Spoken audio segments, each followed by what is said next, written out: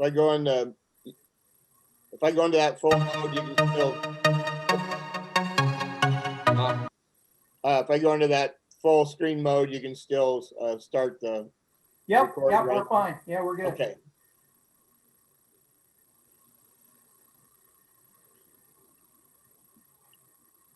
Did we start? Yeah, go. Oh, I'm sorry.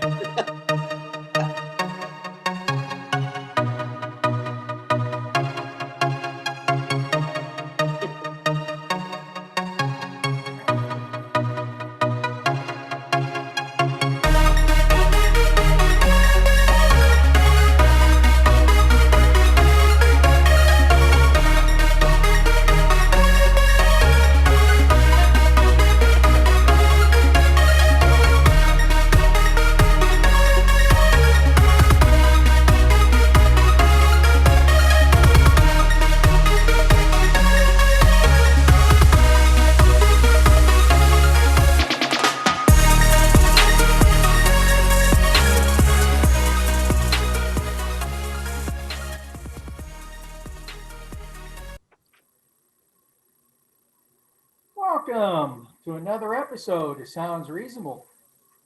I'm your host, Dr. Brad, and I'm joined in the production of our weekly show by Tim, Tracy, and Abby. We are all members of the Free Thought community, and our Sounds Reasonable website can be found on Facebook. Do you experience frequent irrational thoughts, a pervasive belief in a divine skydive, an insatiable urge to read horoscopes, perform spells, speak in tongues, or pray? Fortunately, you're now listening to the cure for these ailments. Sounds Reasonable. This show is dedicated to bringing you, the listener, the latest news in free thought, science, logic and reason, and politics and religion. And of course, we encourage you to share your thoughts with us after each episode by posting comments and asking questions on our Facebook page. What is free thought? What does it mean to be a free thinker? The dictionary definition is a person who forms opinions about religion based on reason, independent of tradition, authority, or established belief. Here's Christopher Hitchens' working definition. Our belief is not a belief. Our principles are not a faith. We do not rely solely upon science and reason because these are necessary rather than sufficient factors, but we distrust anything that contradicts science or outrages reason. We may differ on many things, but what we respect is free inquiry, open-mindedness, and the pursuit of ideas for their own sake. We will now move on to our science news segment, and remember that the scientific mind is one that allows its perceptions of reality to be constrained by good evidence and good argument. We are all aware of the pressing need for coronavirus vaccines. 2 coronavirus vaccines based on a mRNA strategy are in use. These are produced by Moderna and Pfizer. A third, based on a different strategy, is now ready to receive emergency FDA approval in the coming weeks and was produced by Johnson & Johnson. So how was this new vaccine produced and how does it work? So let's start off by just remembering what coronavirus looks like. So Tim, if you could put up that first cartoon. Okay.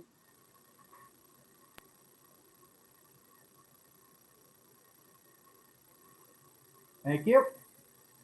So we're looking again at a schematic representation of the coronavirus. And note the very prominent spike protein or S protein that decorates the surface of the virion. That's anchored in the lipid membrane or envelope. And that surrounds the so-called nucleocapsid. So that contains the messenger RNA, which is the genome of the virus. And that is coated by a protein known as N or nucleocapsid protein. Now, the target for all of the current vaccines is the spike protein or S protein. And we've talked about that many times on Sounds Reasonable. Okay, next, please, Tim. Okay, so how does this particular vaccine from Johnson & Johnson work? How is it produced? So we start by taking the gene encoding the antigen. And in this case, that antigen will be the S protein from the coronavirus that we just talked about. That gene is then placed into a viral vector, and the virus that is utilized for the Johnson & Johnson vaccine is an adenovirus. Now, adenoviruses are responsible for the common cold, or I should say some cases of the common cold. There are many cold viruses out there. Adenovirus is one of them. But a key difference here between the Johnson & Johnson vaccine and the Moderna and Pfizer versions is that we are using DNA here in this virus, okay, as opposed to injecting RNA.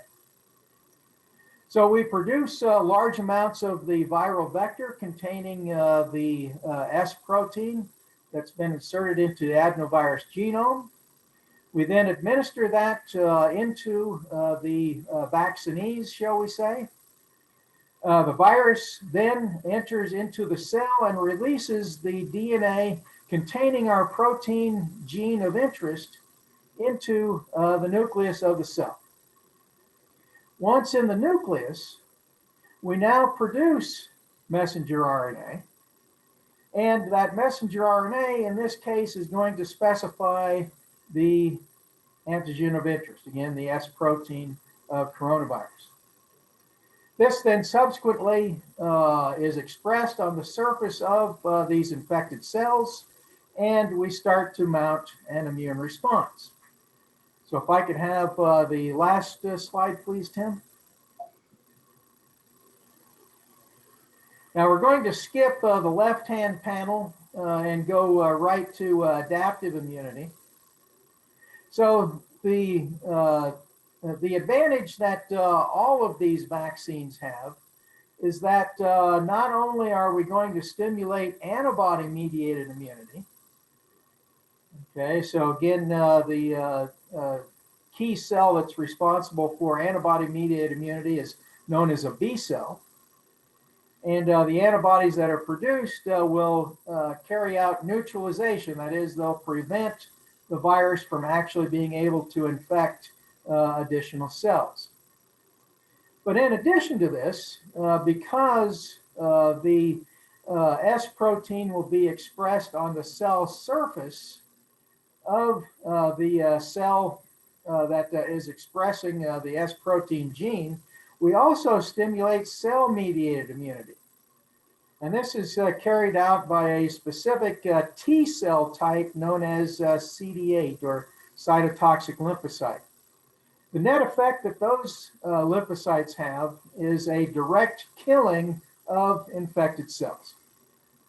And I should point out that with any viral infection, if you do not have cell-mediated immunity, you will never clear the infection. So antibodies alone will not do it. Okay, so that's why this was very important for all the strategies that are currently out there for coronavirus.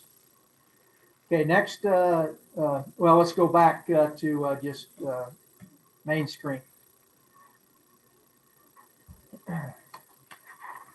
Okay, so the story I'm going to relay today comes from Nature News.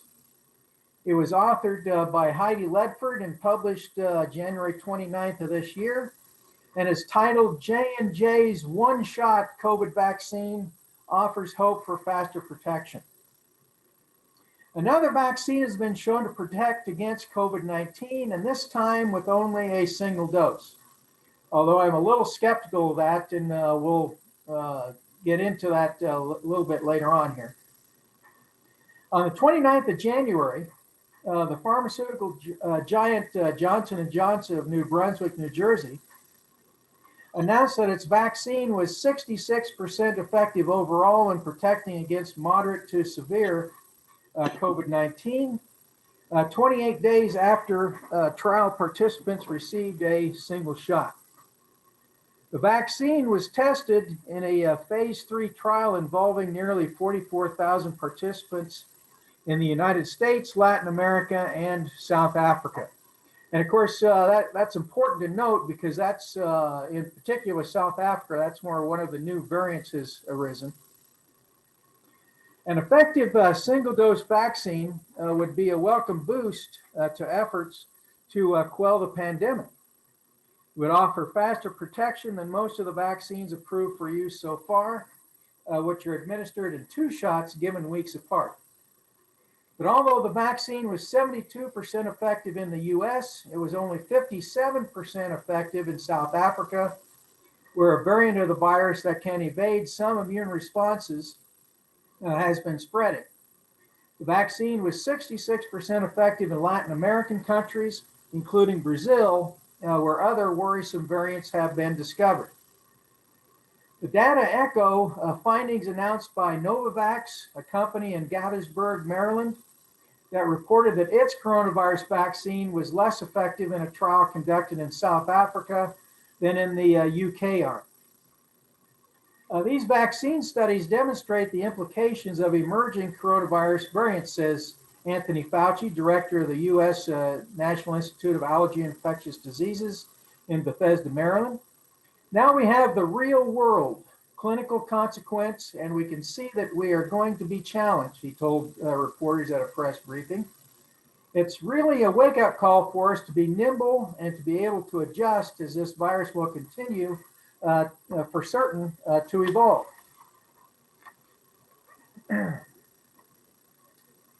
Now, there are some pretty good encouraging results from the J&J vaccine. So although J&J's vaccine was less effective in South Africa, protection specifically against severe COVID-19 held steady at 85% across all the geographical regions studied, said Mathai Mammon, global head of Janssen Research and Development, a subsidiary of J&J. The company plans to conduct further studies to evaluate the effect of variants on efficacy, he said, and to look at the vaccine's impact on disease transmission. Now, of course, this is also very important, whether or not any of these vaccines are influencing disease transmission.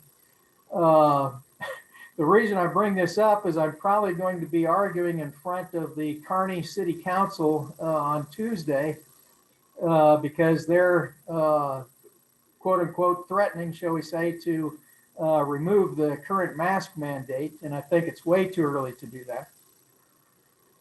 The vaccine's overall efficacy is well below that of some other coronavirus vaccines. Those produced by Moderna in Cambridge, Massachusetts, and Pfizer of New York City were both about 95% effective. But the results are still encouraging, says Stephen Griffin, a virologist at the University of Leeds, UK. As with any vaccine, it's about how you deploy it, he says.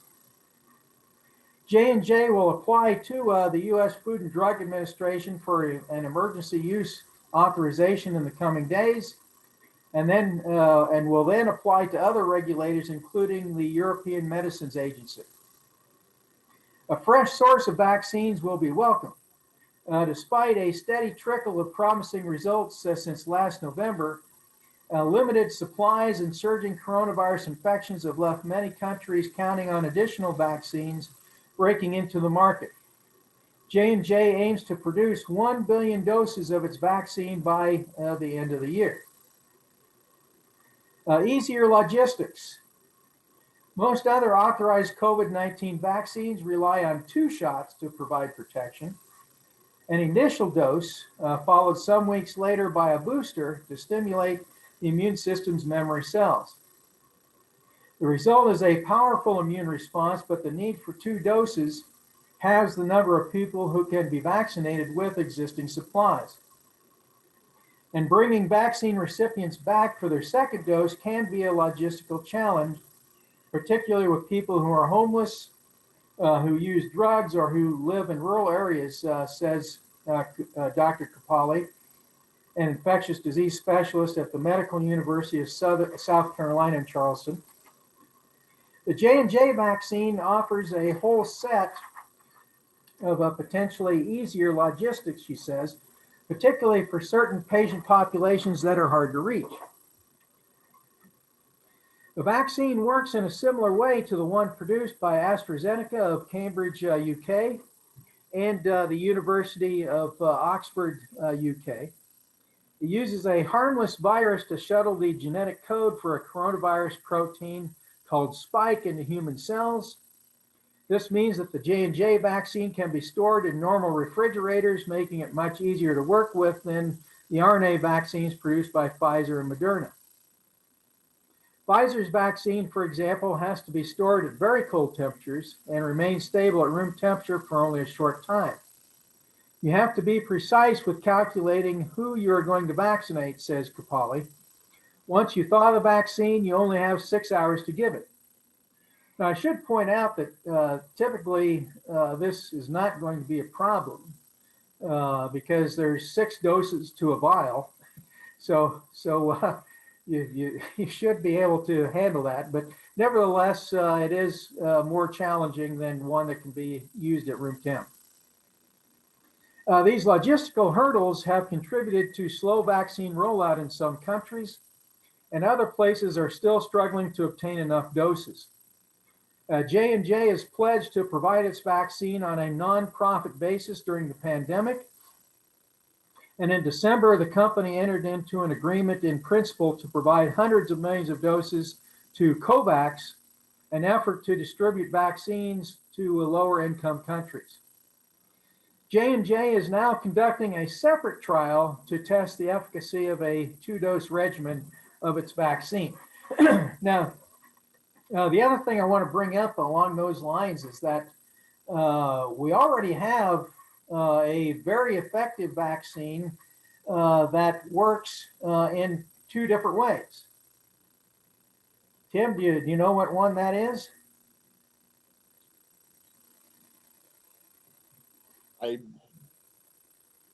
No, I'm not certain. Polio. Oh.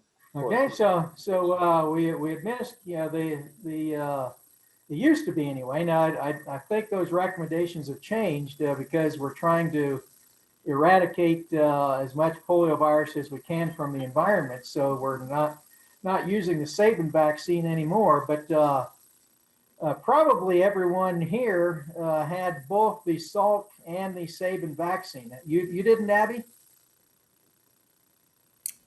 I don't think so. I don't remember for sure, but I think because, are we talking about polio still? Yeah.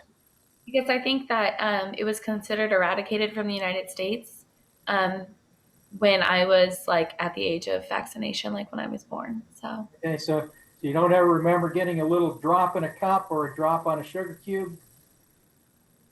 Okay, so Yeah. you would probably be about the cutoff then when they started phasing out use of the Sabin vaccine.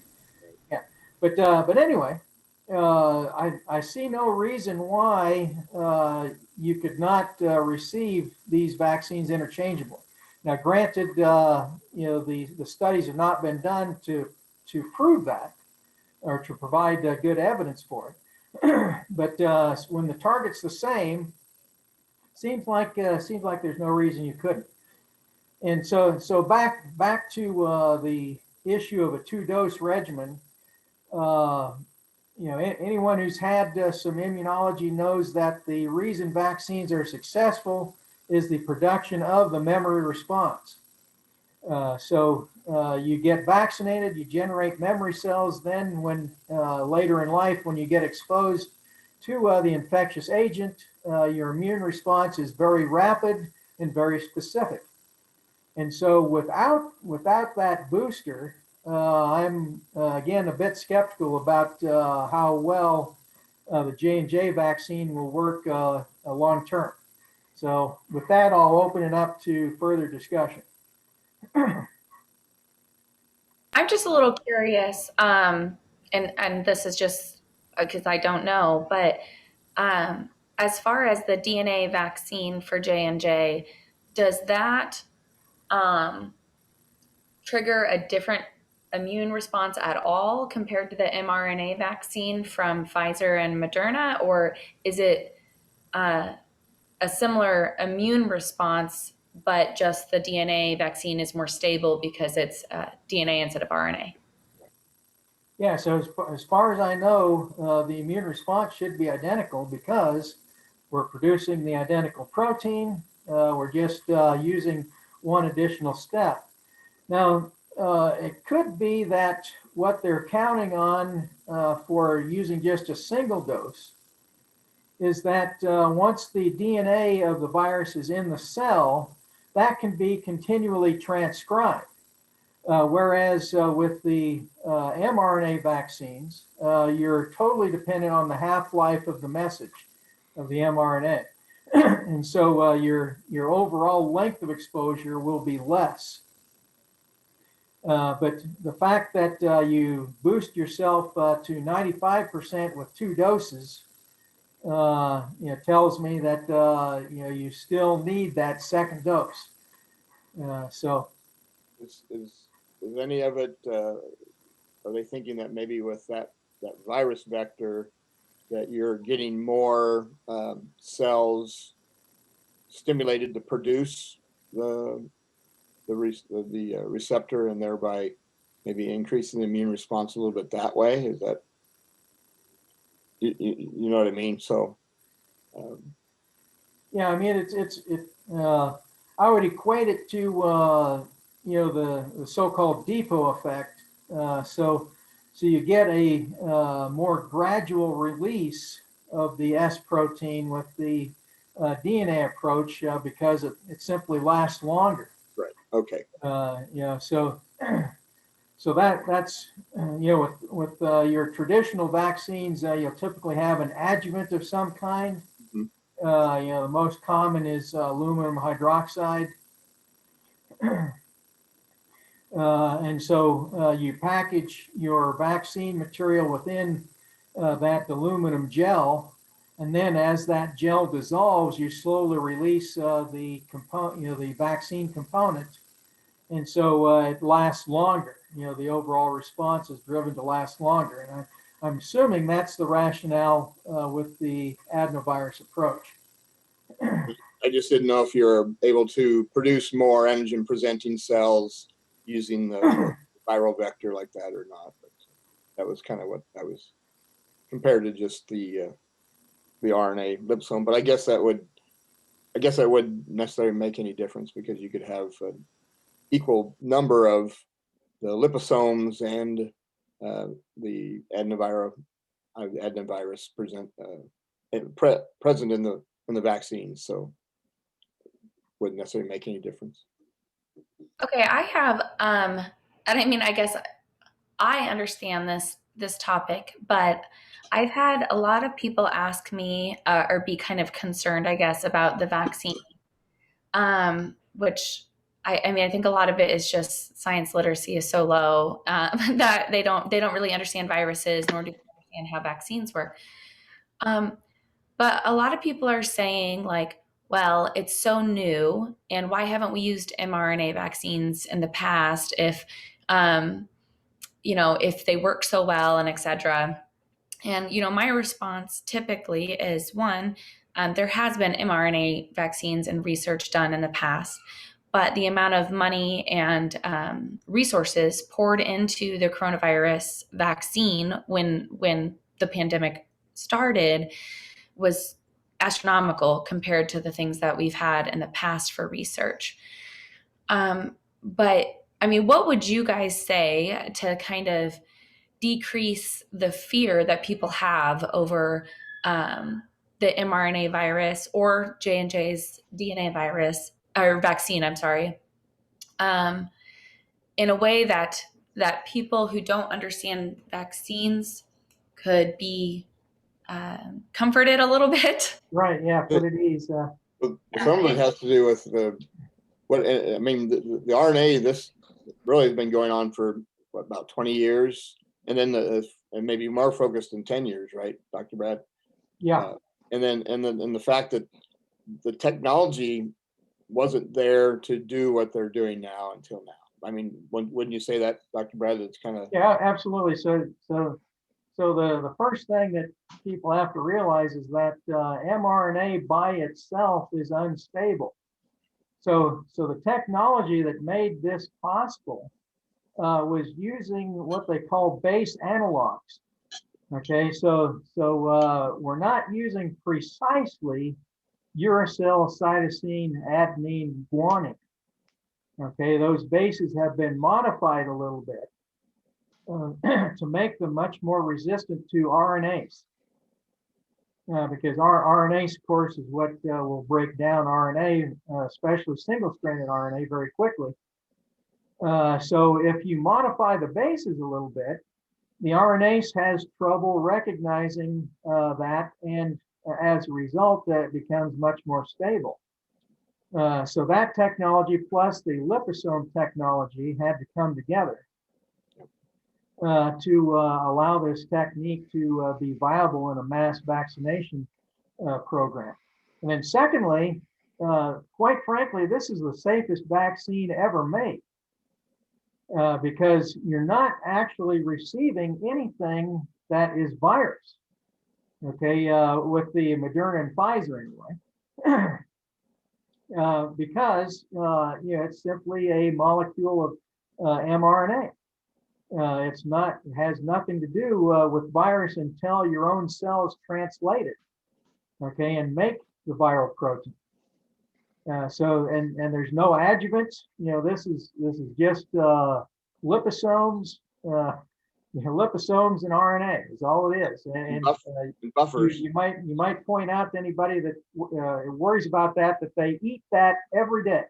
Yeah. And the other components are just salts and sugars, which are basically the buffers, yeah, stabilizers. Exactly. Yeah, and the technology is amazing. That developing those lipid nanoparticles that are charged that then will bind to the mRNA, and that's your foundation, right, Dr. Brad, for starting to build that liposome.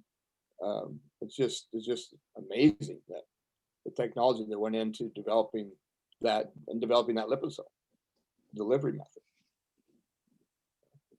One other point I was going to make, Dr. Brad, and I need to go back and find, I just saw a little blurb on that article, which might help with your talk. And maybe you ran across this, but I swear I saw an article headline that was talking about vaccinated recipients testing positive for the virus. Yeah, because that was their concern. And that is not unusual at all, of course, Right. with any vaccine. And then that's why you need to maintain, continue to wear masks. Yeah, absolutely. You could, even after you're vaccinated, because you could still not be infected, but you still have it and spread it. Yeah, so I mean, we absolutely have to reach that 80% mark of vaccinated population to obtain herd immunity and break the chain of transmission. Right. And for that very reason and others, of course. So, Mhm. all right. Well, I'm sorry, Abby. I think we're going to have to leave it there. Can I say one more thing just Okay, to real quick? Sure. just about the J&J vaccine? You made some points about it being more, more stable, and then therefore easier to get to people who are underserved, basically rural people, homeless people, etc. And I do think that that is a promising point for the J&J vaccine, even though it might not be as effective. That situation of reaching those people, I think is really important. So I just wanted to say that. Yeah, absolutely. Yeah, no question about that. All right, I think we'll leave it there, and we'll be right back after this short break with more Sounds Reasonable.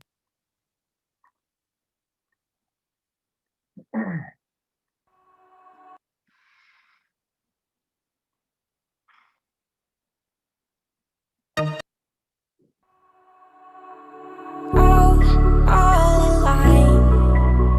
The devil's in the detail, lingering inside.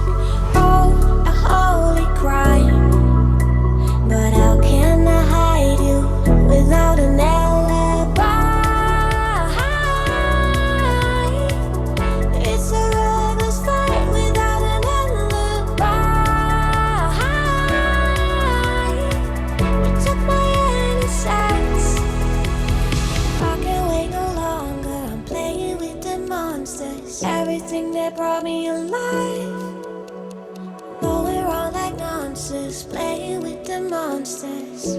They brought me alive, but got no alibi.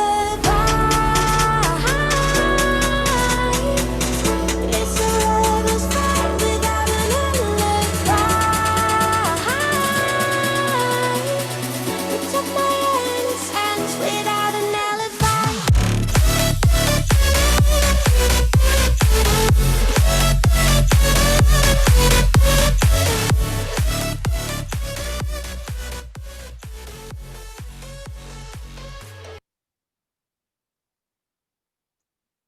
And we're back on February 7th, 2021, Super Sunday. Go Chiefs. Sports ball. Marjorie Taylor Greene, aka MTG, is as wacky as they come. She was removed from the Education Committee in a bipartisan fashion, albeit only 11 Republicans voted to have her removed from it. Imagine leaving someone on the Education Committee who believed that the Parkland and Sandy Hook shootings were false flags. However, even more disturbing than all MTG's conspiracy theory beliefs is the fact that most of the Republicans in the House now agree with her. Tracy has the story, so Tracy, tell us all about it. All right. This is an opinions article from the New York Times, published February the 1st, entitled, "It's Marjorie Taylor Greene's Party Now." She embarrasses some Republicans, but she's no outlier. Steve King, the Republican former congressman from Iowa, must feel robbed.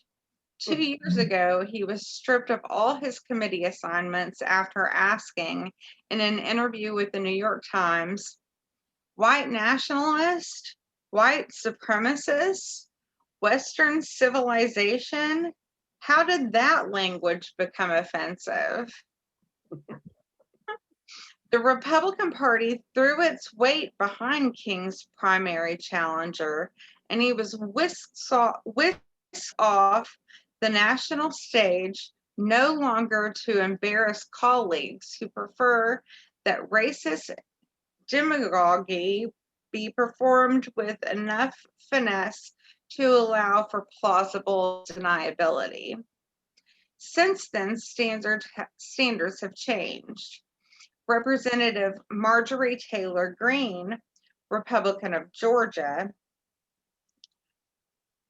surprised she's not from Arkansas. Anyway, Republican of Georgia is every bit as bigoted as King and 10 times as unhinged. By now, you've surely heard her theory that California wildfires might have been caused by a space laser controlled by Jewish bankers. Of course.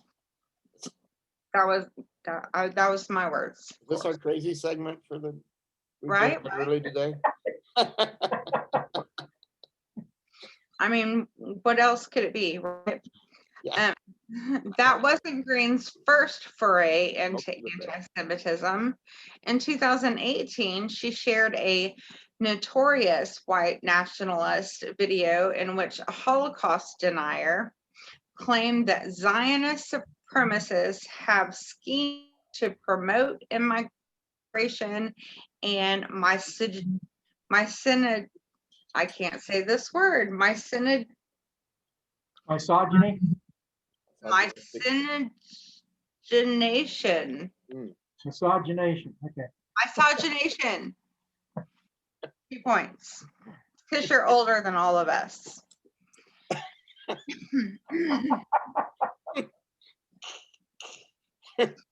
Walking dictionary up here. You're also better looking. There you go. Oh, Be nice. lottery will get you everywhere. Recently, Greene met with a far-right British commentator, Katie Hopkins, who has described migrants as cockroaches and said she doesn't care if they die. Greene told her, "I would love to trade you for some of our white people here that have no appreciation for our country." She described the results of the 2018 midterms as an Islamic invasion of our government. Greene calls for the execution of prominent Democrats and agreed with Facebook posts claiming that the Parkland and Sandy Hook school shootings were hoaxes. Fucking crazy. She harassed one of the Parkland massacre's young survivors. As it happens, this week, House Republicans are seeking to punish a prominent woman in their ranks, but it's not Greene. A big chunk of House Republican caucus is reportedly trying to oust Liz Cheney of Wyoming from leadership because she voted to impeach Donald Trump for inciting the January 6th insurrection. Kevin McCarthy, the Republican House leader, is meeting with Greene, but it's far from clear that he'll act against her because she represents much of their party's base. When the New Yorker's Charles Bethea met a group of Greene's local supporters last year, they were generally familiar with QAnon, my favorite group that I'm looking into becoming a member, and several agreed that Democrats are controlled by Satan. There's a reason Kelly Loeffler, who needed to get out of the pro-Trump vote, touted Greene's endorsement when she was trying to hold on to her Georgia Senate seat. Some decent Republicans imagine they're in a battle for their party's soul. Representative Adam Kinzinger, who, like Cheney, voted to impeach Trump, recently started a PAC devoted to fighting the forces that led to Greene's rise and the Capitol rampage. The time has come to choose what kind of party we will be, he said in an introductory video. The thing is, Republicans have already chosen. Just look at the party's state affiliates. On January 4th, the Arizona GOP retweeted a Stop the Steal activist who pronounced himself willing to give my life to overturn the election. Said the party's official account, "He is. Are you?" An Arizona lawmaker has since introduced a bill that would let the legislature, controlled by Republicans, override the presidential vote of the state's increasingly Democratic citizenry. The Oregon Republican Party approved a resolution suggesting that the Capitol siege was a false flag attack. The Texas Republican Party has adopted the QAnon slogan, "We are the storm," as its motto, though it insists there's no connection. The chairman of Wyoming's Republican Party, who attended Trump's rally on January 6th, said he might be open to secession. Greene is not the outlier in this party. Kinzinger is. American conservatism, particularly its evangelical strain, has fostered derangements in its ranks for decades, insisting that no source of information outside its own self-reinforcing ideological bubble is trustworthy.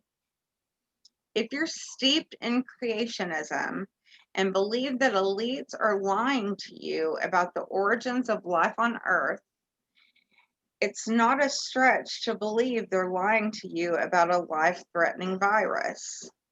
If what you know of history is the revisionist version of the Christian right, in which God deeded America to the faithful, then pluralism will feel like the theft of your birthright.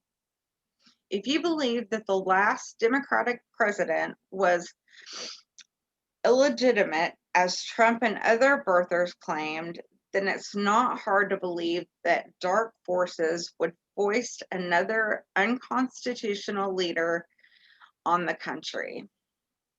There was a moment after the Capitol riot when it seemed as if a critical mass of the Republican Party was recoiling at what it had created. But the moment passed because it would have required the party's putative leaders to defy too many of their followers. Senator Mitch McConnell floated openness to convicting Trump in a Senate trial, but ended up voting that such a trial was unconstitutional.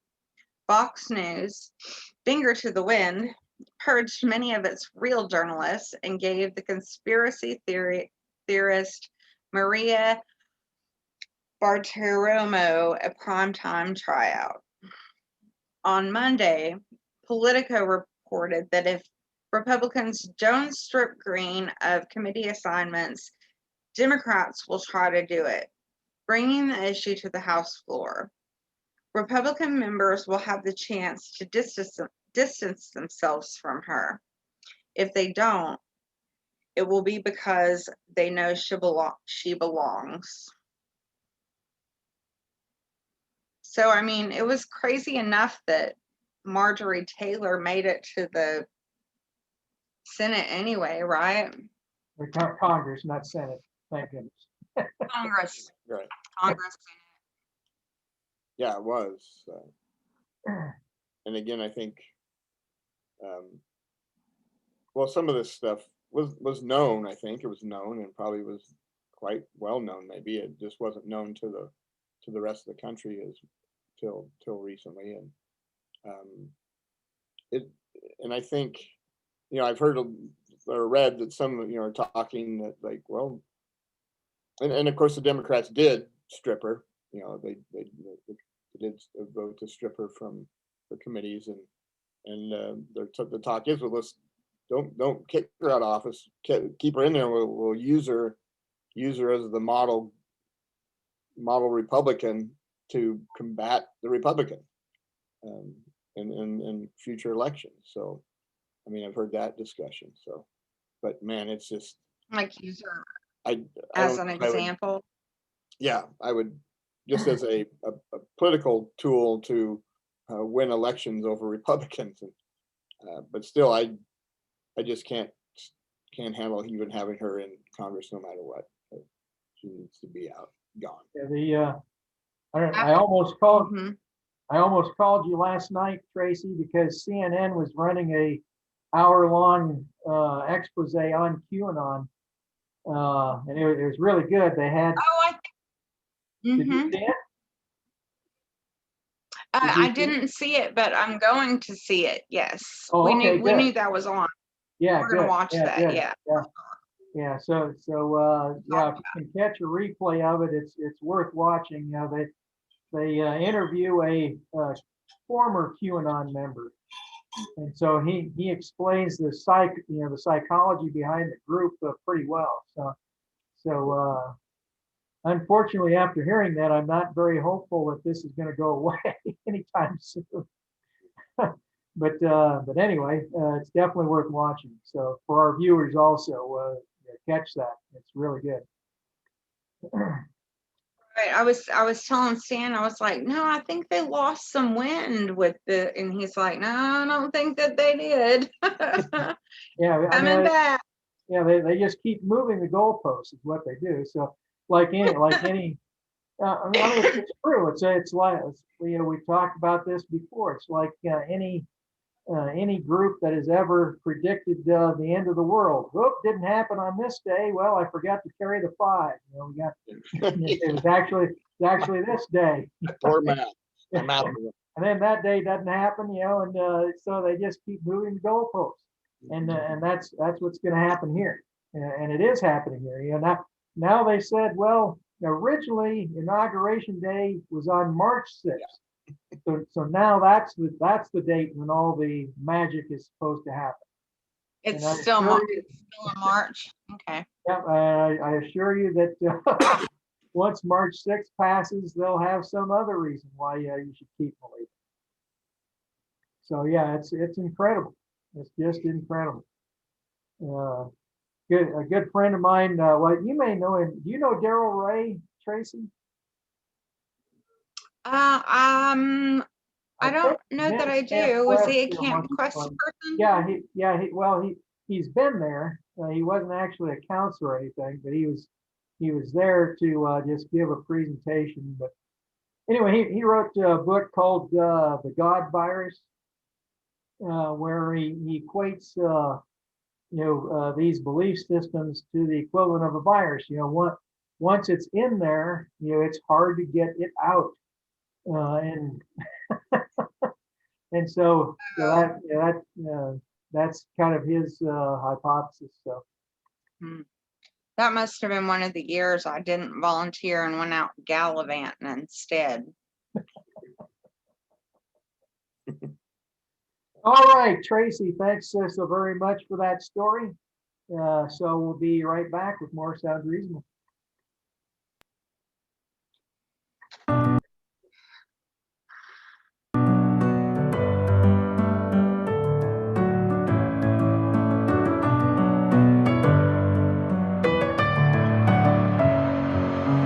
Messing with my head again. You had your heart set on me, but these feels, they come and go, and they come so easily. Tell me what it is about you that I can't forget, but you're breaking down my walls again, just to set me free. Why do I, baby, why do I love the way you are, we always leave me? Why do I, baby, why do I love the touch but never love the feeling? Why do I, baby, why do I love the way you are, we always leave me?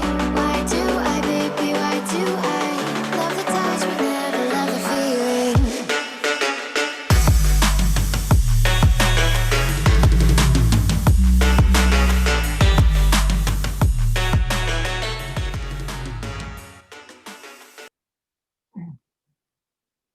And we're back. February is Black History Month, so we thought it appropriate at SR to do a story related to that. We're all familiar with the fact that Andrew Jackson is on the $20 bill, but was he really deserving of such an honor? During his presidency, Jackson promoted the Indian Removal Act, which passed in 1830. This act mandated that all Native Americans east of the Mississippi be relocated to the west. Those that chose to remain would lose their Native American status and would have to abide by state laws. This mass relocation resulted in the infamous Trail of Tears. So perhaps it is time to consider someone else to be placed on the $20 bill. Tim has the story. So Tim, who might be appearing on the 20? Well, thanks, Dr. Brad. And they're again being brought back up a proposal to put Harriet Tubman again on the $20 bill, and you can see a picture in my background of what that $20 bill would look like, at least one of the possible renditions of her. And my story today comes to us from the USA Today, written by Naday Yancey Bragg, and it's titled, "What to Know About Abolitionist Hero Harriet Tubman and the Effort to Get Her on the $20 Bill." Cool. So the Biden administration is speeding up the effort to feature a new face on the $20 bill, abolitionist hero Harriet Tubman. Tubman escaped slavery using the Underground Railroad in 1849 and later became a, quote, conductor who helped free dozens of other enslaved people. She would later become known as the Moses of her people. President Barack Obama announced in 2016 that Tubman would appear on the $20 bill by 2020. But that move was delayed under President Donald Trump. What a surprise. Surprised me, yes, I surprised me. He must have just overlooked it. On Monday, White House Press Secretary Jen Psaki said the administration was exploring ways to, quote, ways to speed up the effort. And it's important the nation's currency, quote, reflected the history and diversity of our country. Here's what you need to know about Tubman and the effort to get her on the $20 bill. So first, we'll talk about who was Harriet Tubman. So Tubman was born Amarita Minnie Rose, quote, Minnie Rose. I guess her nickname was Minty Rose, excuse me. In the early 1820s in Dorchester County, Maryland. She was enslaved at a young age and began working the field harvesting flax at age 13. She escaped when she was around 27 years old, and she returned to Maryland about 13 times to rescue as many as 70 enslaved people through the Underground Railroad, which was a network of escape routes and safe houses organized by Black and white abolitionists. Abolitionists were those who sought to abolish the institution of slavery through petitions, boycott speeches, literature, and some advocated violent means. Tubman claimed she never lost a passenger. If she had been caught, she would have faced physical punishment and had been sold back into slavery in the Deep South due to the 1850 fugitive slave law. The woman who owned her, Eliza Bordress, posted a $100 bounty, which would be a little over $3,000 today, for her and her brothers Ben and Harriet on October 3rd in 1849. After she escaped, Tubman walked nearly 90 miles to Philadelphia, where she took jobs as a domestic and cook and spent summers working in Cape May, New Jersey.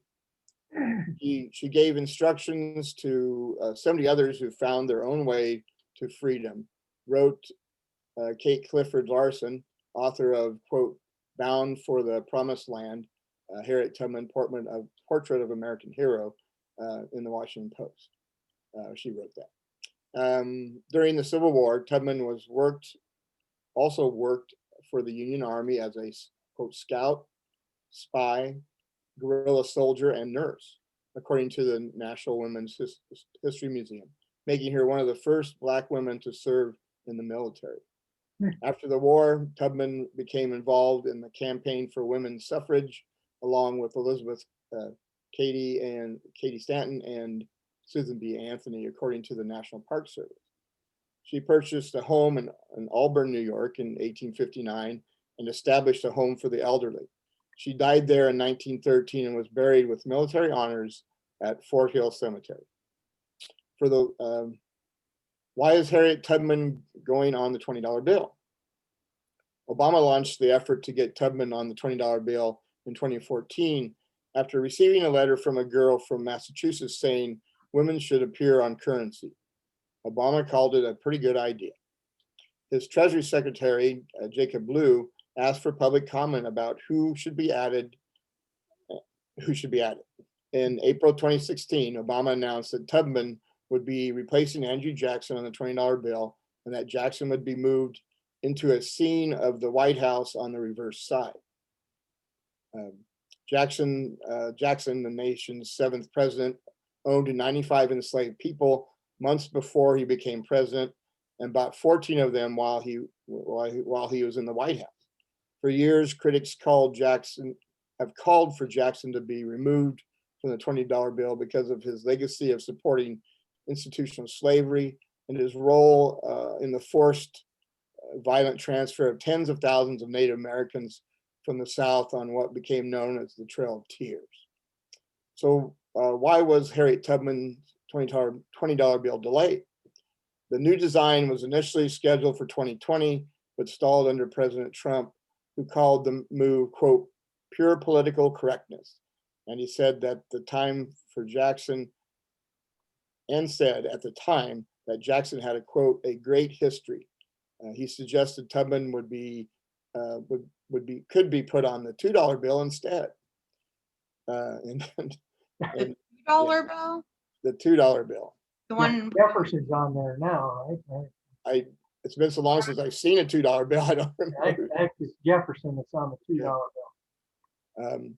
In 2019, Treasury Secretary Steve Mnuchin said the department needed to focus first on adding anti-counterfeiting steps and quote secure features. He told Congress that changes to the image on currency would not occur until 2026. Trump's critics saw Mnuchin's move as part of what they say was Trump's affinity toward Andrew Jackson. Trump also alluded to Jackson as one of his favorite presidents and selected a painting of Jackson to be displayed in the Oval Office, which Biden recently removed. And during a visit to Tennessee in 2017, Trump touted the Hermitage, laid a wreath at Jackson's tomb, and called him the people's president. Representative Bonnie Watson Coleman, a New Jersey Democrat who co-chaired the Congressional Caucus on Black Women and Girls, called it a, quote, basic pattern of bias and hate of the Trump administration. News of the delays, excuse me, news of the delay sparked the release of a debit card that bears her image and drew attention to an ink stamp that replaced Andrew Jackson's face on the $20 bill with Tubman's likeness. So who ends up on bills? The last time a bill was changed was in 1929 when Alexander Hamilton was placed on the front of the $10 bill, replacing Jackson. Jackson was elevated to the $20 bill in 1928, replacing Grover Cleveland. By law, no living person can be on a bill, and the Secretary of Treasury of the Treasurer is given the authority over the design of the bills, which includes the portrait. The only portrait that the Secretary is legally required to print on a bill is George Washington on the dollar bill. No women or people of color have ever been pictured on a denomination of currency still in circulation, though dollar coins have previously been issued featuring Susan B. Anthony, a pioneer of the women's suffrage movement, and Sacagawea, the Shoshone woman who accompanied Lewis and Clark on their expedition across the Louisiana Territory.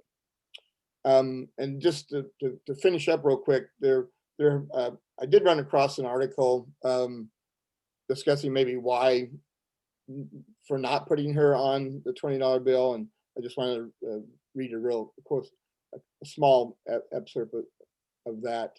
And it was written by Brittany Cooper, incurred in Time magazine. And Brittany Cooper is a professor at Rutgers University and author of the Black Feminist Discovers Her Superpower.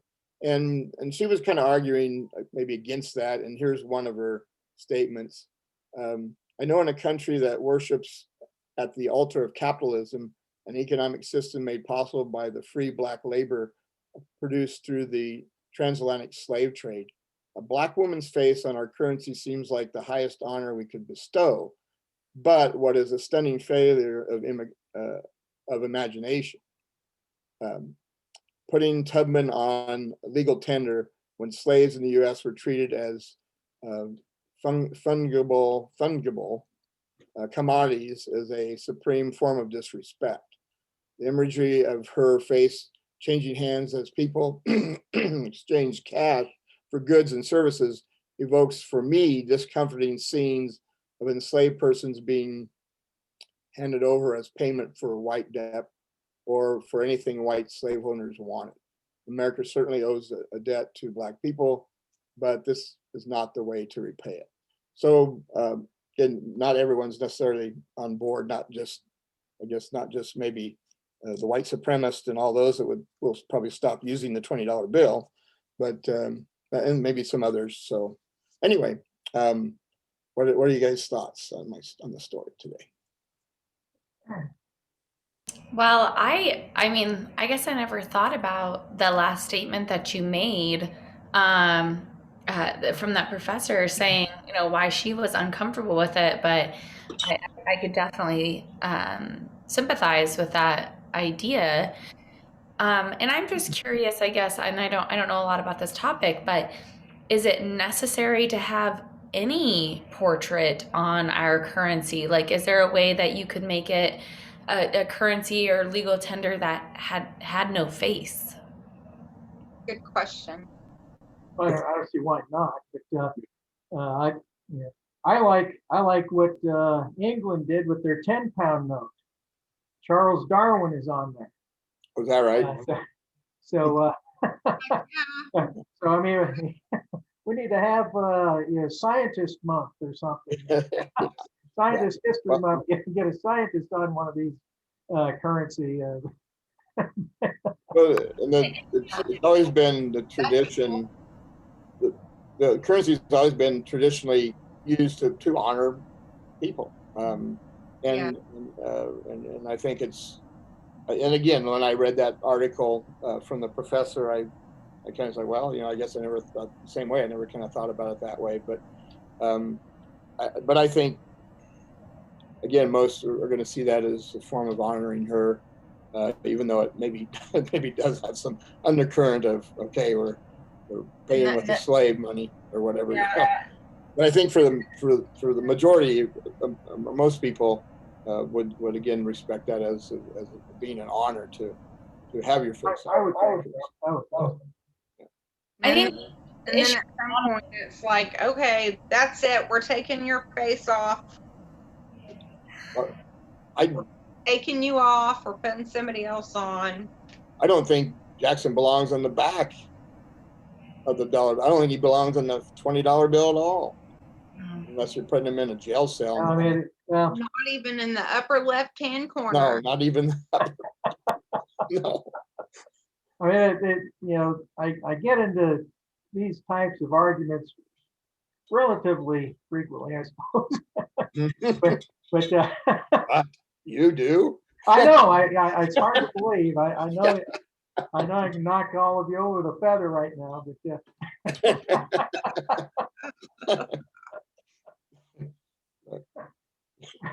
I just think the issue with putting anyone on currency as an honor is that people in general are flawed, and so and you are also somewhat a product of your time.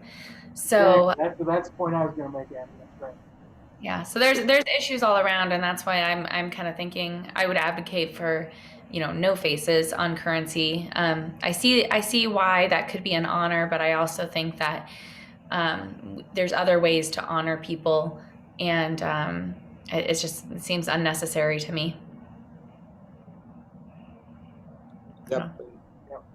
And the stamps, putting it on the stamps or other people on the stamps have been another basically nice honoring tradition that we've had. I like the stamps with like the little hearts all over them, and the for holidays and stuff. I like the Valentine's Day stamp. Yeah, I always buy those like the seasonal stamps as well. So I mean, I also like those, and those are collector's items. So I mean, I think that's a nice way to honor people. I mean, I don't know the last time I've used a stamp. That's the other thing too. I guess we don't mail stuff anymore. We should be able to special order stamps with our own faces. There you go. Right? And then if you put a stamp on the envelope upside down, that means we really, really love that person. That's funny. Maybe that was the key idea for pulling the post office out of financial ruin. Let them put their own face on the stamp. You could sell that. Yeah. Can you imagine the money they could generate? Hey, get your face on a stamp. Yeah, that's my point. Yeah. You just hit on something, Abby. I think we can rescue the post office if we just tell Trump we're going to put his face on a stamp. We're so smart. Gosh. Because nothing would look better than a canceled Trump stamp. The ink stamp on. Solving the world's problems. All right, I think we'll have to leave it there. So, Tim, thanks for that very informative story. And we'll be right back with our crazy story of the week.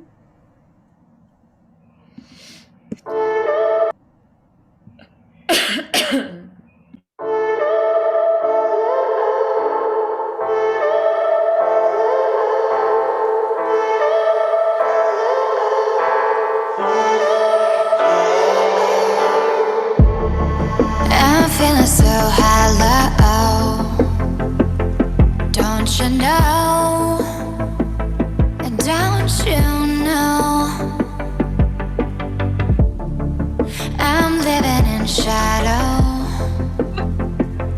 Don't you know? Don't you know? I fell for fool's gold. I fell for fool's gold. What did I know? What did I know? I fell for fool's gold. I fell for fool's gold. What did I know? What did I know? You were fool's gold. Yes, I did.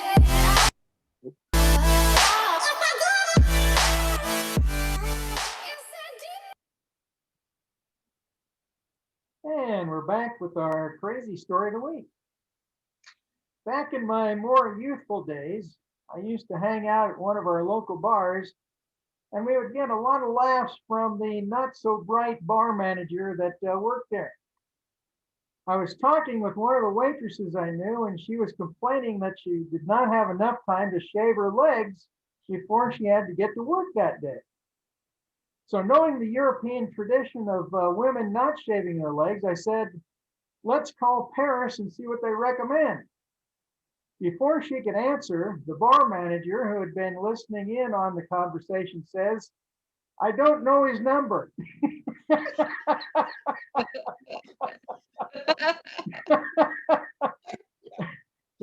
That answer was, quite frankly, expected from this man. However, when you have a congresswoman, in essence, giving the same type of answer, that qualifies for our crazy story of the week. So, Abby, what is going on? All right. So, Lauren Boebert is the one that we're talking about, and this story comes from Raw Story by Sky Palma, and it's just commentary. And the article itself is pretty short, but I'm gonna share my screen in a little bit to show you some of the tweets that were in response to her statements.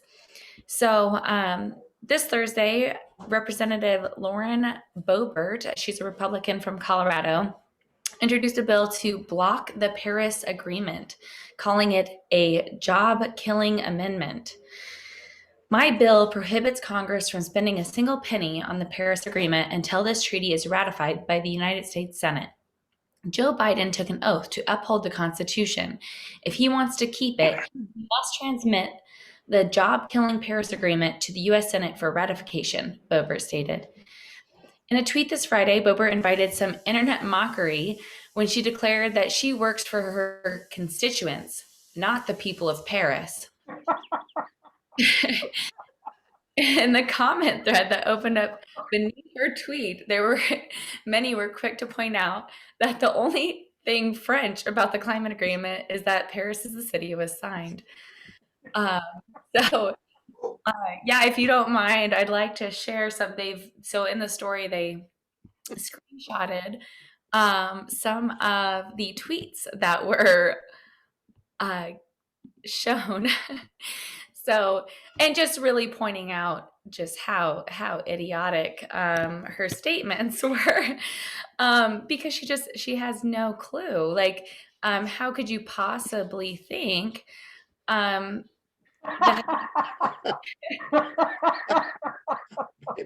possibly think that it had something to do with the people of Paris?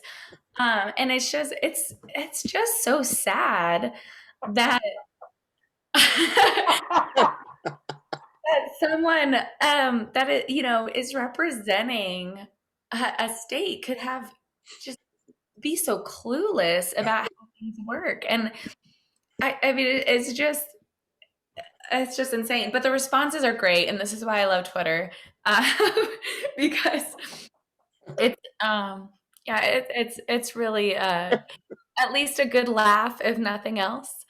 But yeah, I mean, it's just insane. And I think it kind of goes back to what Tracy was saying, and commenting on the QAnon stuff. It's like, how can you lower your standards of intelligence so much, and increase your standards of ignorance so much? Like it just does not make any sense.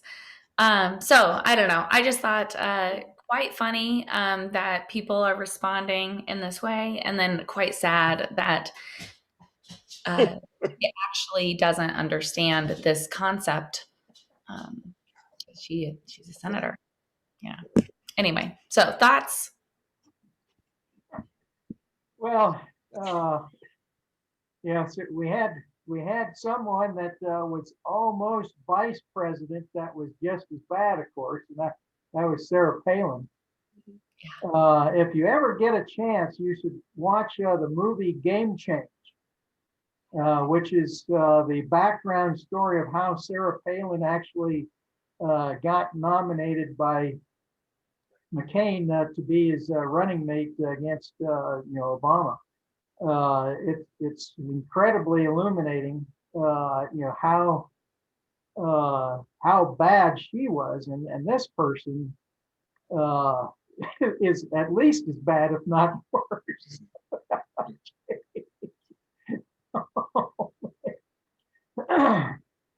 Yeah.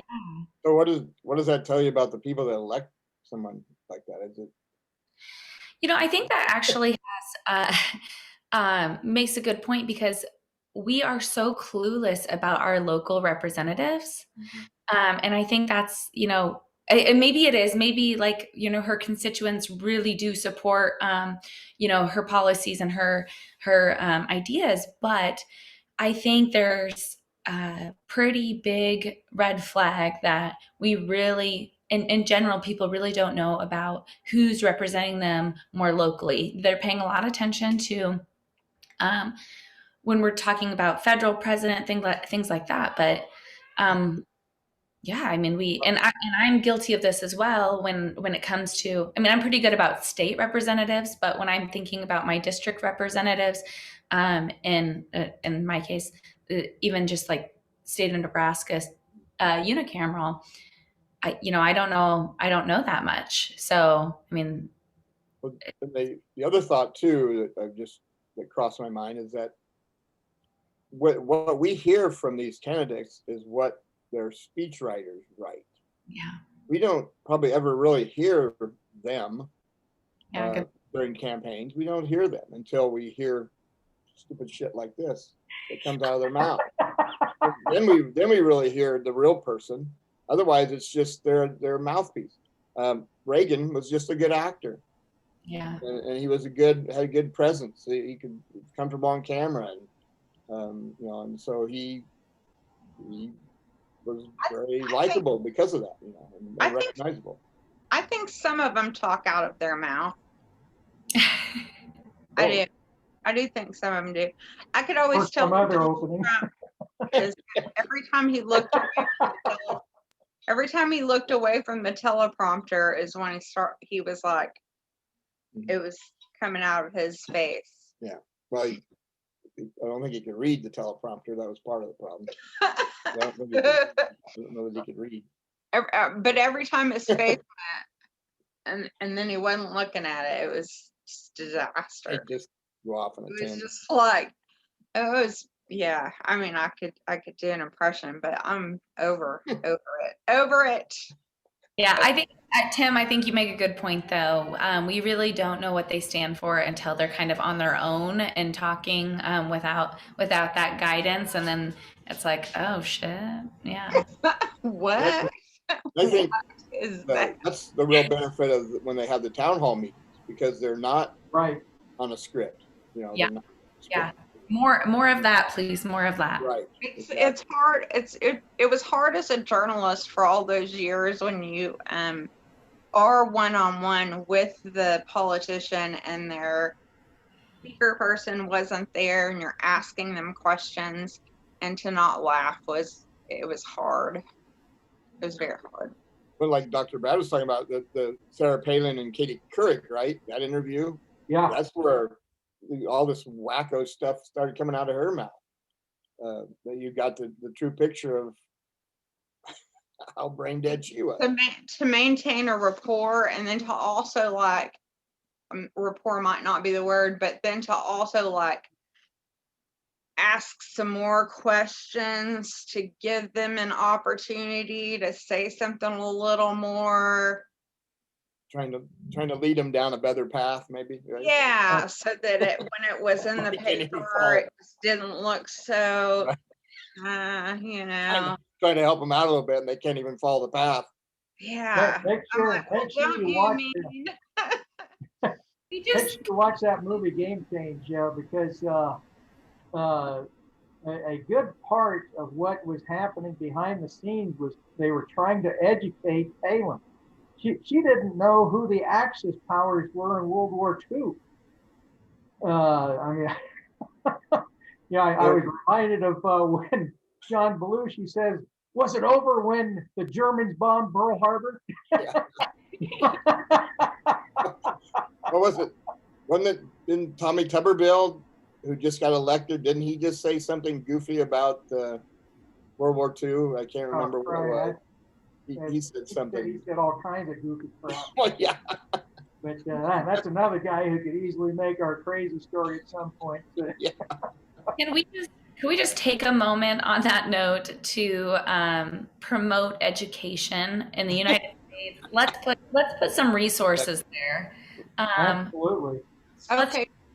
I mean, I think this is biased because I'm a public educator, and Tim, you probably kind of, well, I'll speak for you as well, probably. But could we get some funding and resources, and so just something to help our education system, because I think that we could solve some of these issues, not all, but just a little bit of them. So maybe we just don't have so much idiocracy coming out. Yeah. No, you obviously have my vote, but I'm afraid I don't wield too much political power at the moment. But yeah, hard to argue against that. Although unfortunately, I've heard arguments against that. Well, our governor is a piece of work. So after a moment of silence, we could end the show.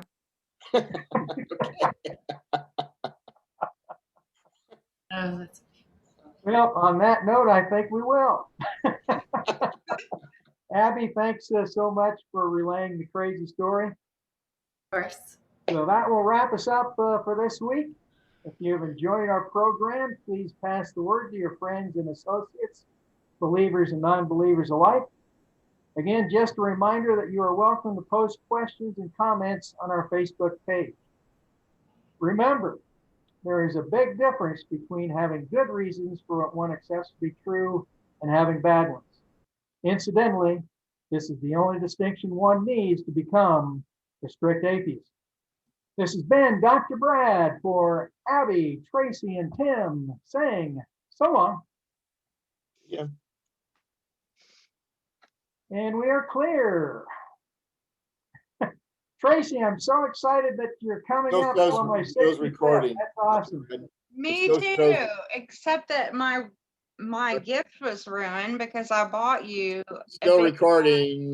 Oh.